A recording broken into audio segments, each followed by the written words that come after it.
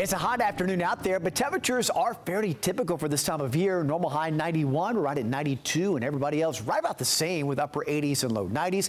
Heat index, of course, makes it feel hotter with the humidity for several spots going above the century mark, and not any storms out there to cool things off yet. Where we're going to be watching is farther off to the north. We have two weather makers on either side. One is Tropical Storm Bertha to our south. That has no impact on our weather. So we're going to focus instead on the storms to the north and west, right along a cold front that's just south of Louisville to near London, Kentucky, and those lines of storms slowly dropping their way down to the south. And with that, there's going to be a chance for us of some showers and storms deep into the overnight hours, especially after midnight. And you notice for most of us locally, a low end level 1 marginal risk, but just to our north, say Spring City and Crossville, you're in that level 2. And the farther north you go, north of I-40 up to the Tennessee-Kentucky border, the chance is a little higher. Those storms may provide some strong damaging wind gusts and a decreasing intensity the farther south you go. And typically this time of year when storms do develop and they collapse and fall apart, they can produce a lot of wind. That's why we're watching this very carefully to the overnight. Higher odds again right along I-40, and even higher odds north of there. But even the farther south you go, as they kind of fall apart overnight, there's that risk that a few storms may provide those damaging wind gusts. The higher tornado threat is an overall low threat, but far off to our north. But as always, we'll be tracking that.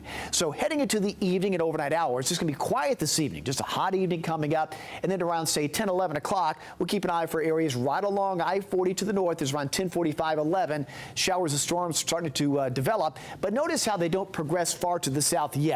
There's far more energy up there, so it's really going to be the northern counties north of the city that have the higher odds during the overnight hours. Not everybody's going to be seeing that, but from Dayton, Soddy Daisy, and north, say Sale Creek up to Crossville and Pikeville, you're on a higher chance of scattered storms deep into the overnight hours.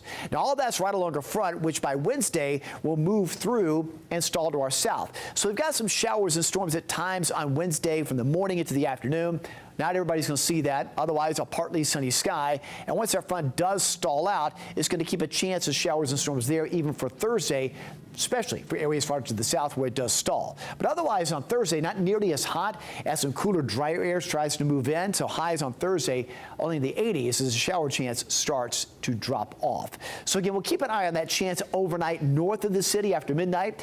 And tomorrow, it's not an all-day rain. Don't cancel everything, but just be aware of showers and storms possible. But otherwise, temperatures are highs in the upper 80s to around 90. Severe threat tomorrow is very low, but as always, watch for that lightning threat on Wednesday with some showers and storms. So we'll keep daily chances of showers and storms there because of the stalling front Thursday and Friday. In fact, the chance of showers goes up a bit for Saturday. And then finally start to dry out. Temperatures a little bit lower than average because of the clouds and additional showers, with highs staying mainly in the 80s. So a bit of a heat break as long as the showers are around. All right.